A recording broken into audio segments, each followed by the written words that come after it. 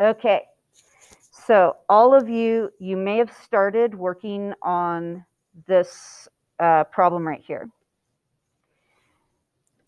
Notice that you are working with a set of numbers that starts with the largest and it goes down to the smallest. Realizing that can save you a bit of time. And some of you may have forgotten the mean, median, mode issue. So just a reminder, mean is the actual average of add them all together, divide by how many there are. Median is the very center number. And if you have an even quantity of data, then you're going to take the two numbers at the center and do the average on them. Add together, divide by 2. The mode is who shows up the most if somebody shows up the most. So there are 10 of these pieces of data. If you add them all together and then divide by 10, have you guys done that so far? Have you guys added all these numbers together, divided by 10? What did you get? 44. And let me see online. What did you guys get online?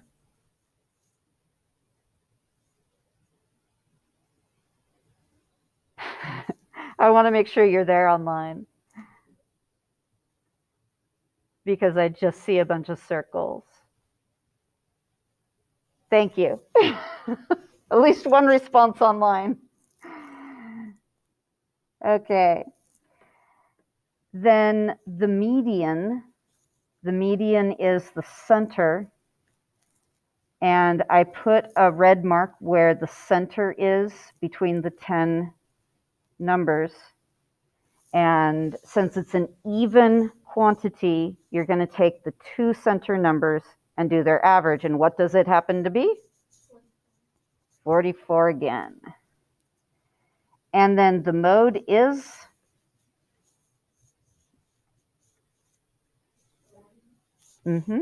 Online, do you have the mode?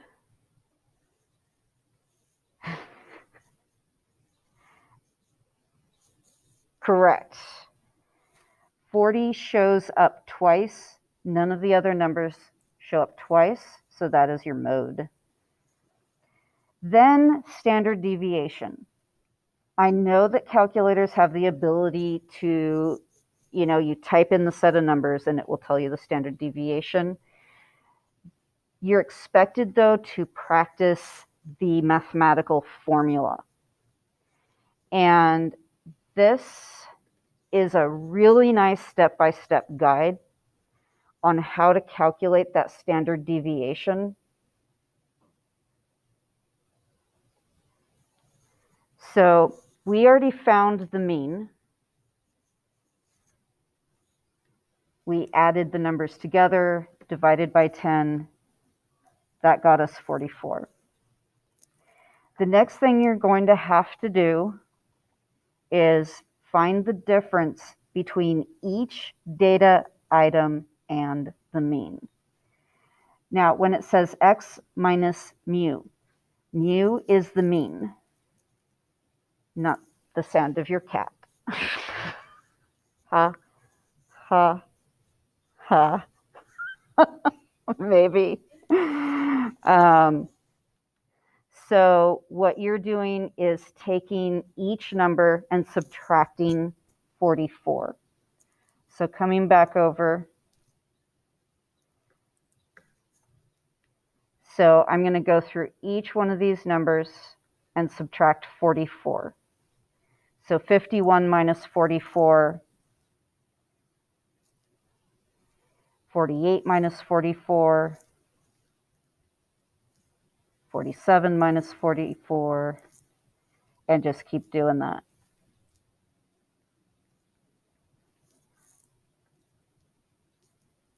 Forty 44 minus 41 is where I'm at, I believe. There we go.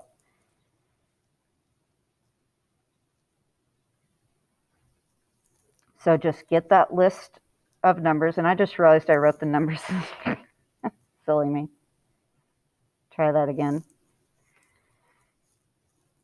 48 minus 4, 47. I need to write and not talk.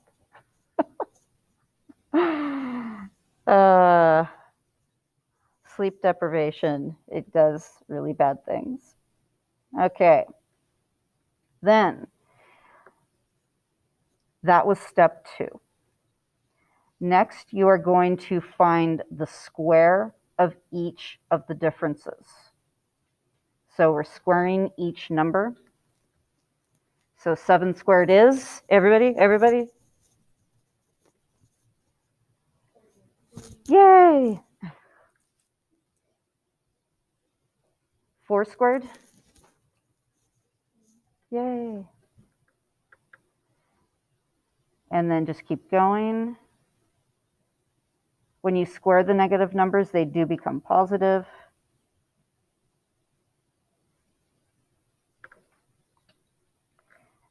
Then, once you find the square of the differences, then you're going to find the mean, the average of these numbers. There are 10 of them. So you're going to add all of these numbers together. And then divide by 10, because that's how many of them there are.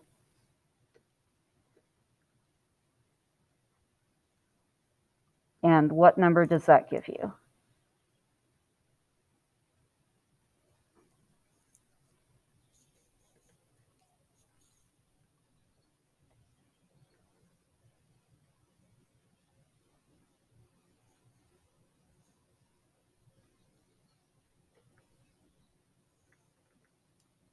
And I realized that I actually erased it, which really frustrates me.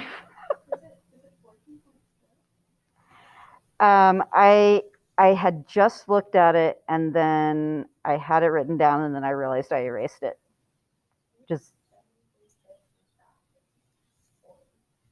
So you just want it as a decimal. And what number was it as a decimal?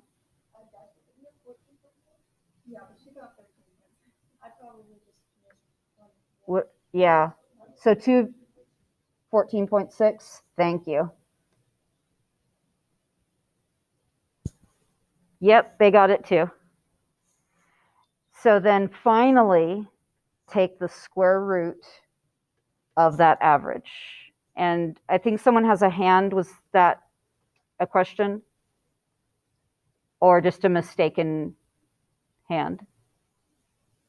I'll take that as mistaken hand since no response. Have all of you done that at some point? Accidentally hit the hand button. You're like, no, don't call on me. I don't want attention. So finally, you take the square root of 14.6, and what number does that give you?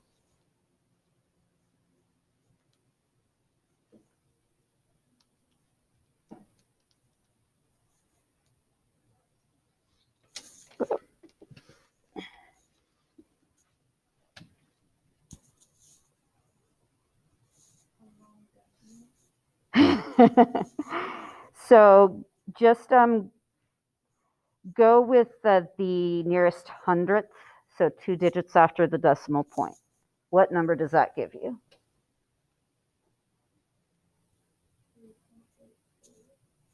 You got it. Yes, 3.82. And so that is the standard deviation. So just to kind of think about what that means in case you've forgotten, that is saying I'm within the a first standard deviation. So the majority of data is within the first standard deviation. And we're going to look at the numbers later today, so I don't want to say the numbers. So the center is 44, the median.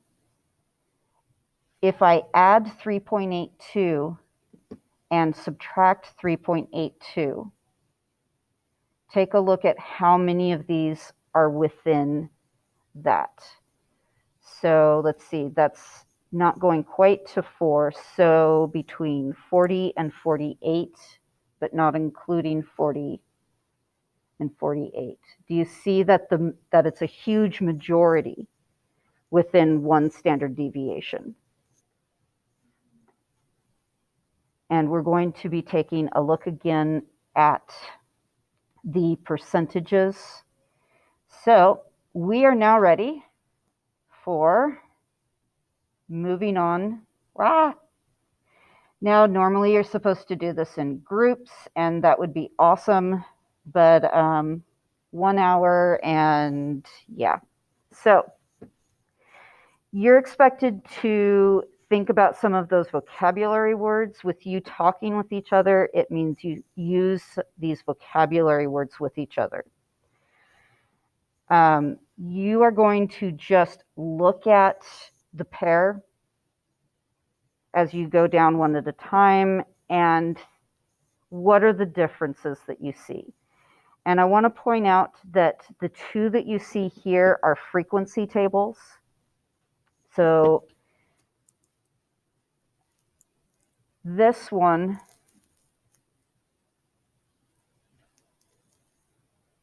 this frequency table is actually looking at,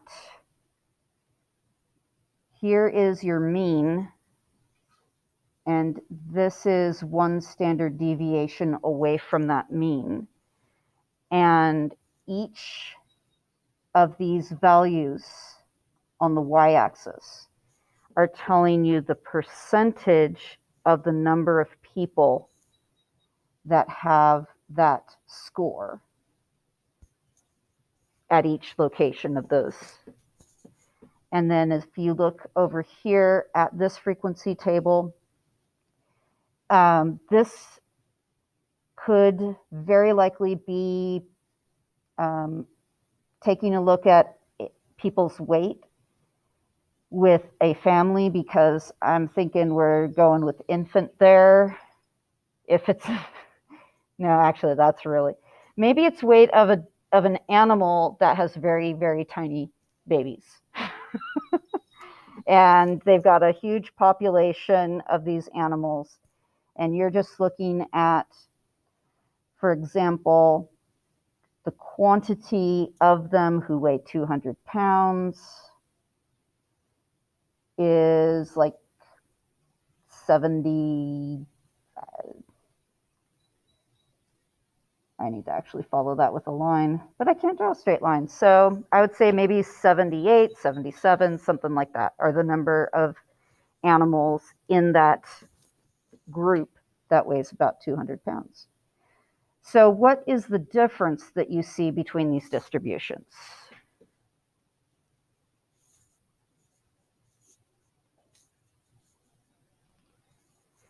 The one on the left is a normal distribution. The one on the right is not a normal distribution.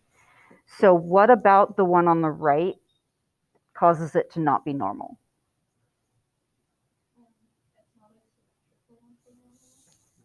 Yes, very good.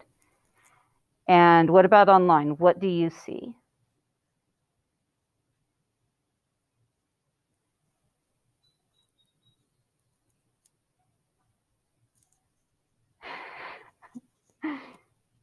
Okay, excellent.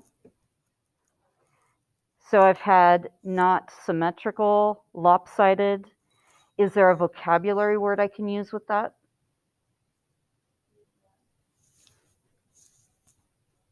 Online, is there a vocabulary word I can use with that? Skewed. Yes. And which, is it left or right skewed? And yes, that word is really fun to say, skewed. Is it left or right skewed? Left, but Uh-huh. I don't that is. I mean, if the majority is on the left, Yeah, yes, that's what I was saying before, was that I am still completely annoyed with their choice in vocabulary. I so want to look at where the majority lie and say it's skewed to the right. But no, according to the choice of vocabulary, the skew direction is based on where is the tail, the small end. So it is skewed to the left. It is left skewed. Yeah, it's annoying. Mm-hmm. All right, let's take a look at this next pair. On the left, you have something that is normal. On the right, you have something that is not normal. Now, these are not frequency tables. These are actually looking at nice, smooth curves. And usually the smooth curves are a result of modeling what's going on the frequency table and smoothing those out. So take a look at what information this is saying.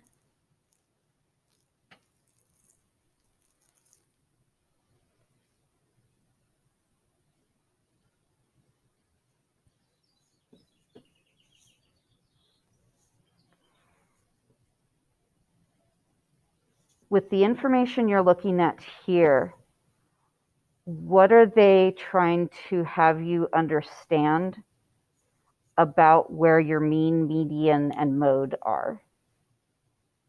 Is it because for the normal chart, at the Mhm. peak of the graph, Uh-huh. lies mean, median, mode, and then on the other chart, it's going more towards the incline where they lay. Yes, yes, very good. The mean, median, mode are the same exact number when you're in a normal distribution, but they are different values when you look over here. And it's these percentages are trying to express, here's the median. So 50% of the group lies to the right of the median, 50% lies to the left. That's why those 50% are there. And you can see that the mode is just where it has its peak, but they are exactly the same when you're dealing with a normal distribution. All right. And you're just going to write down on your paper what you see. All right. Here is a third problem. Trying to get it to stop. There we go. Okay, take a look at what is normal and what is not normal. Is there something new that the frequency table on the right is showing that the other ones didn't show? Do you see anything that is not normal being presented on that graph on the right? Different from what we've already looked at. I don't know about the right, but on the left one, what is the next to the ones at the bottom? What is that? That sign? That is, oh my goodness, my brain is forgetting right now. That is, Like, what does it mean? yeah, it's a Greek letter, and I don't want to say the wrong word, well, especially when I'm being recorded and my mind isn't remembering right now. If one of you is remembering that Greek letter, what Greek letter it is, that would be fantastic. I just don't want to, on recording, say the wrong name. well, there is the logo above the inflection points. Yeah.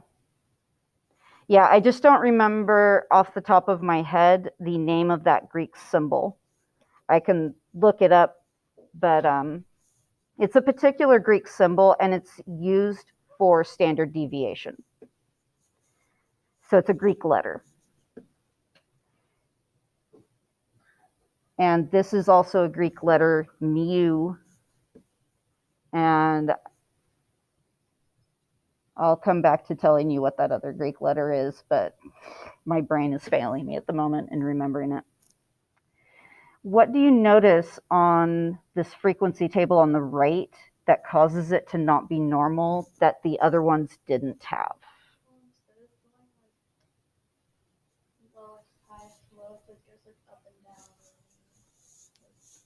Yeah. Uh-huh. Oh, that's right. Lowercase sigma. And yes. Why did I forget that was, I don't, oh, it's because I'm spending too much time with capital sigma. Okay, anyway. So there's kind of like a back and forth going on here. Is there a vocabulary word that we were just looking at? Good. Uneven distribution. Is there maybe a vocabulary word that we could give for this?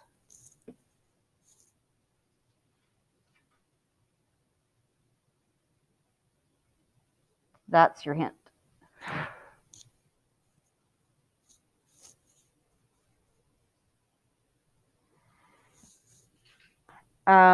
It is skewed to the right.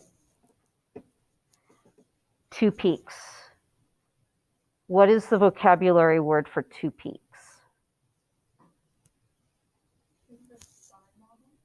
Mm-hmm. And online, do you see the vocabulary word that goes with having 2 peaks?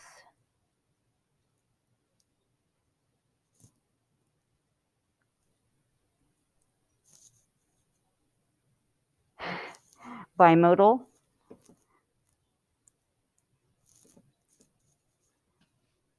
That is on the resource page.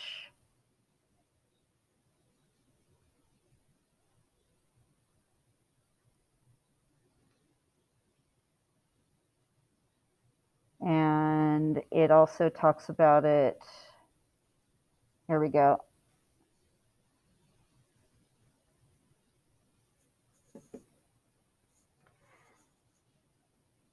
Going back over here.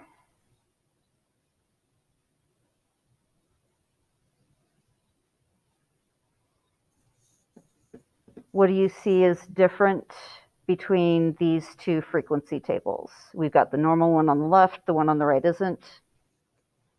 Can you think of a vocabulary word on the graph on the right of something that goes with that frequency table? Multimodal, yes. If it has more than 2 peaks, then we start saying multimodal. I don't know why they won't go trimodal, but anyway. Whoa. And then one last problem to take a look at. You've got your whole box whisker plot thing to kind of, that's what's added in here that we haven't seen before is the box whisker plot. So do you see the difference in the symmetry of that box whisker plot? All right, then based on those examples, what are features of a normal distribution? And looking at the time, I would love to just sit here and have a conversation, but I'm not sure we'll get through everything if I do that. So make sure these are the things that you are seeing.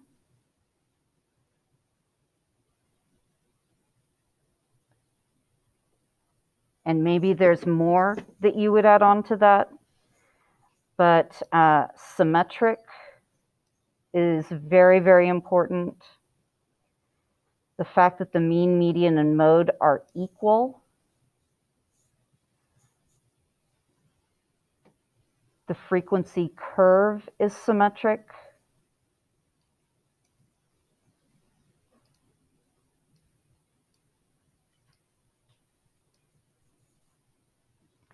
the normal curve has points of inflection, and they are specifically at +1 and -1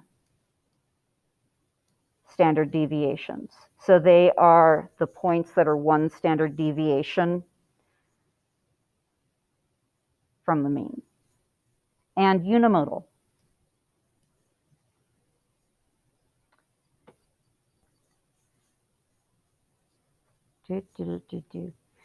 Do some of you really enjoy every time you do statistics? Yeah. And then you're signed up for statistics next year then, right? Good, good, good. I highly advise it. And I can also tell you that I have met plenty of people who do enjoy statistics and the math we've been doing. Some people really enjoy both.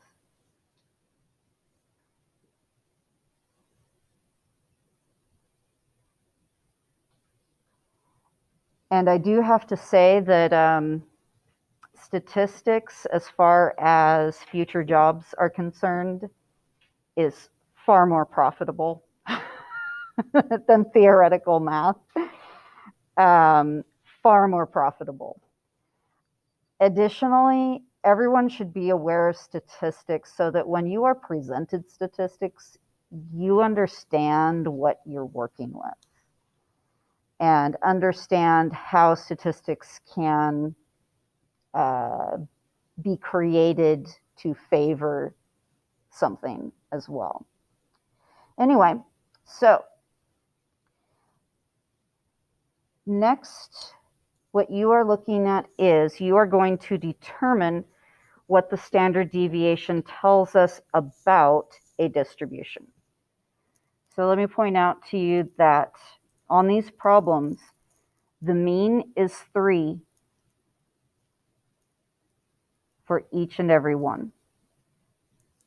The standard deviation is different. And so what you're just looking at is what do you see what do you see as changes in the graph due to changes in the standard deviation?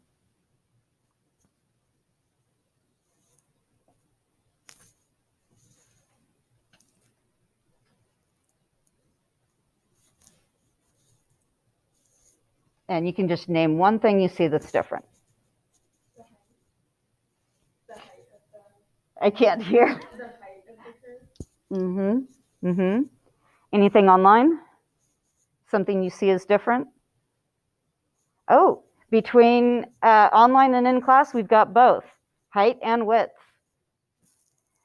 So the height is changing, and also this width right here is changing when you're dealing with a different standard deviation. And if you bring together what you already know about mean and standard deviation, mean is that center value, and then standard deviation is looking at how far to go right and left to hit that point of inflection. So you're going 0.5 away and hitting a point of inflection at those values, and a majority is within one standard deviation. Over here, we've got the center, and then with a standard deviation of 1, we're looking at 2 and 4. And notice that those are also a large percentage of that graph, and it's at points of inflection. And then standard deviation of 0.25. So I've got my center, and it's going to be very hard to draw vertical lines to correctly see it, but those points of inflection and majority of the graph is in between those two. Majority is within 1 standard deviation. So, how does changing the standard deviation affect a normal curve? And we just discussed that, so I want you to just write whatever it is that you see. Doesn't need to be a long explanation, just say something that you see. But then the question is, why does it have this effect?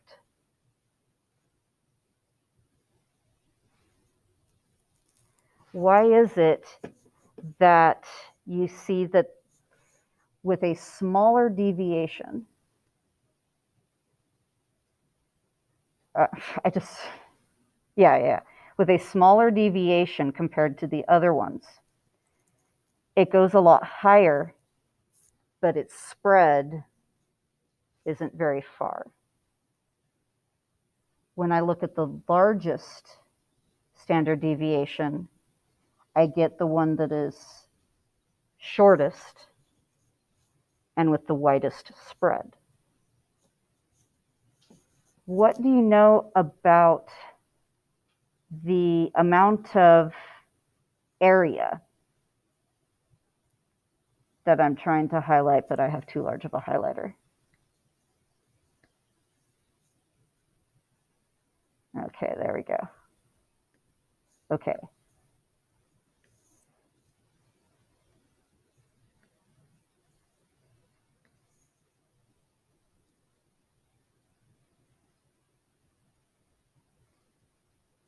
So if you think about a frequency table,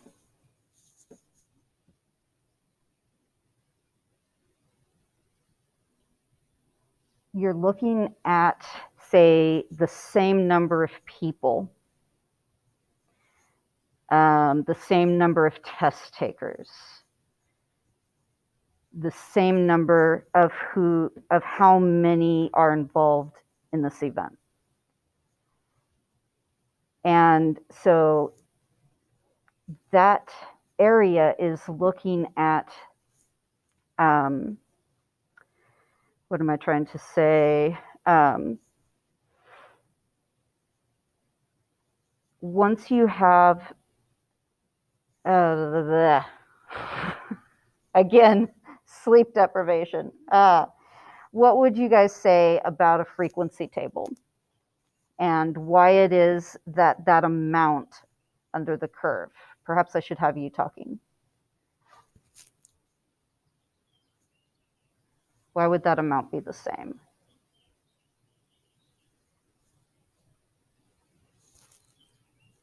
Crickets.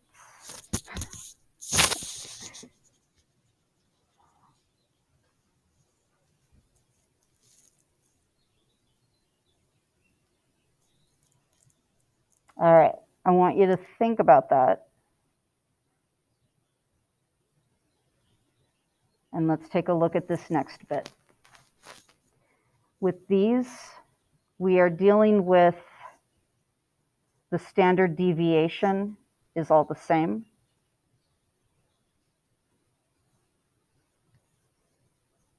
But different means.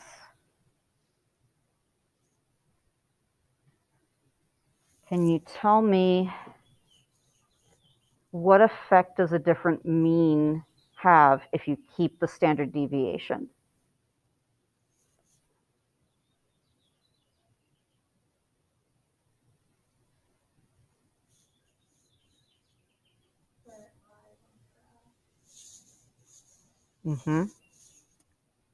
Anyone online want to say what you see?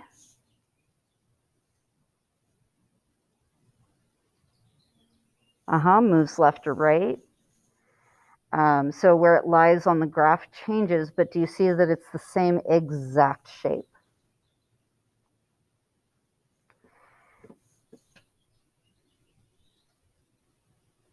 Okay. So make sure that you write down what it is you see and why do you think it has that effect? Any ideas about why, if you keep that standard deviation but you move the mean somewhere else, the graph just translates.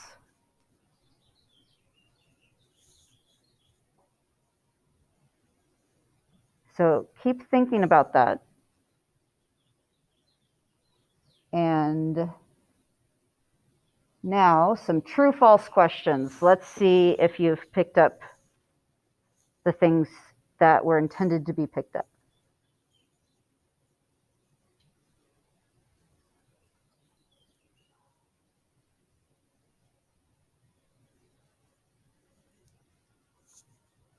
So all of you are deciding true or false with each one. Has everyone had a chance to read it and decide what's true, what's false? Still reading?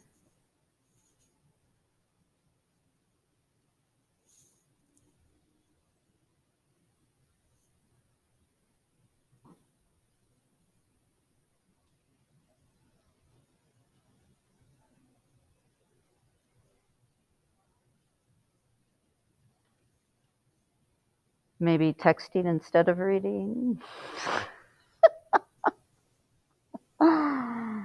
That was meant for someone in the classroom who's not noticing that I'm saying that. Ooh, 10-minute warning. So, what do you think with A, B, and C? If you want to like type in T's and F's in the order of 1, 2, and 3, or sorry, that's A, B, and C. What do you see? What do you think are the correct answers?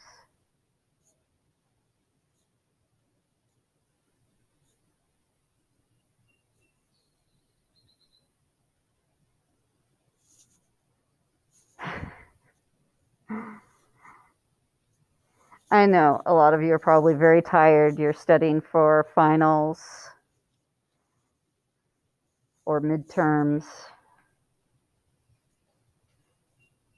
I was hoping that giving you a test yesterday kept this studying out of the line of the other ones. Good. Although sometimes I try that, and apparently all the teachers are trying it, so. Okay, good, good, good. Uh-huh.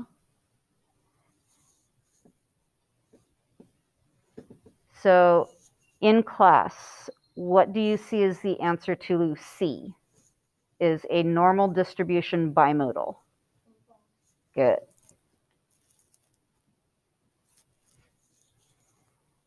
And in the classroom also, part B, are the mean, median, and mode equal in a normal distribution?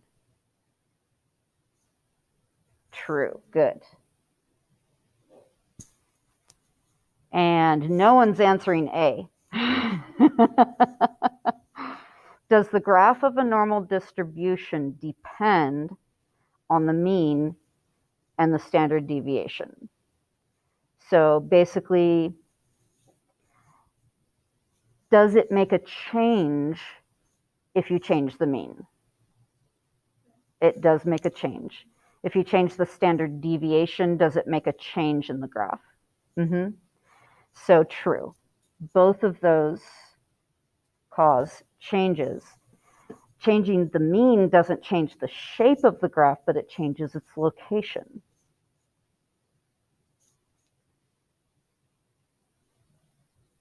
Now, don't worry, you are not going to have to full-blown calculate all this data. What you're going to do with number 10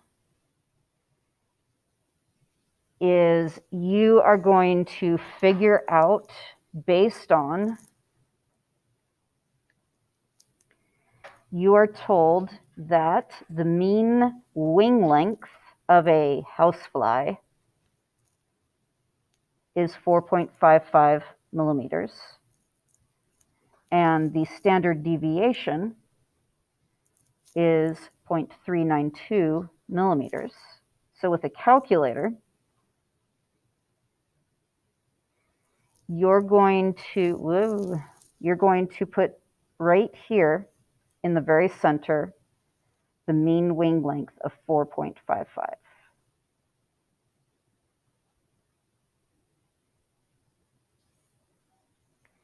And know that what you have as the y-axis is looking at the percent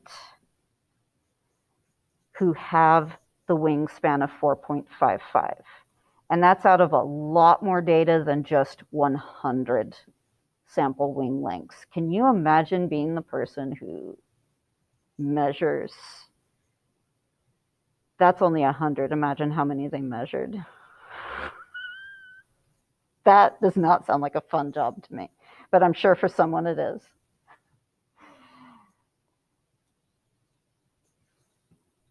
Then with your calculator, what is 4.55 plus 0.392? And what is the next number when you add 0.392 again, and when you add 0.392 again? What are those numbers? So everyone, you got your calculator. A and B, go back and explain A and B. So while you guys are working on this, all you need to do is, right now, is calculate these numbers by repeatedly adding or repeatedly subtracting that number. And I'm going to go back over here and let me bring this explanation over, because that one is the one that requires a little more wordiness. So with part A, well, actually that's not, I don't know. Oh my goodness. Spring break, how many days away? So the mean tells you where the peak is. The standard deviation is determining how spread out the distribution is. So the graph of a normal distribution depends on what the mean is of all that information, what the standard deviation is of all that information. For part B, this is something that we looked at as we were doing the classwork today. The fact that mean, median, and mode are equal. I'm trying to find up here where it showed that. If you have a normal distribution, mean, median, and mode are the same exact number. This is showing you that when it's not normal, that they are different.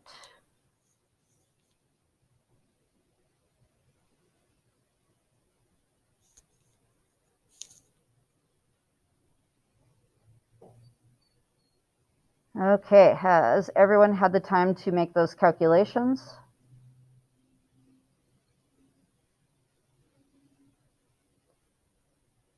We have another thing to do, and we've still got a few minutes left. So actually, I'm going to do this. I'm going to go over here and grab the numbers. Come on. There we go. I'm going to try not to show the rest of it. Okay, here are the numbers you should be getting, and this is what you're going to do for number 11. You need to calculate the percent of data that lies within one standard deviation of the mean. One standard deviation means you're looking for one wingspans larger than 4.158, yet smaller than 4.942. So look at your data, and you want to start with what's bigger than 4.158.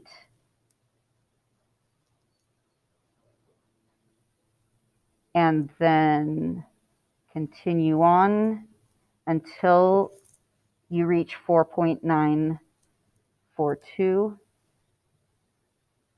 Woo, look at all that. So what percentage? This is out of 100. You want to figure out how many numbers did I just highlight there and divide it by 100.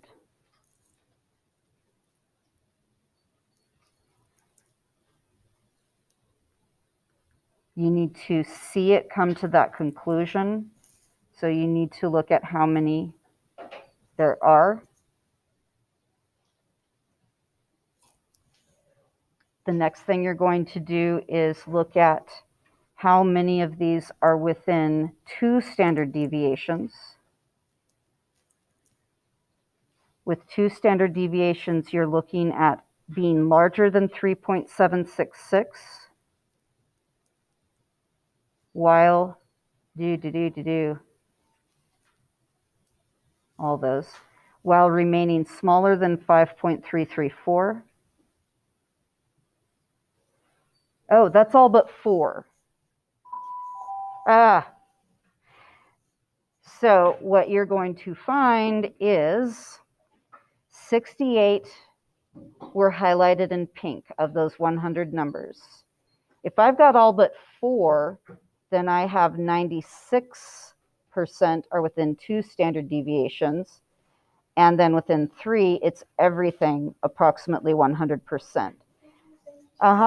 Know that you want to become familiar with this trio of numbers.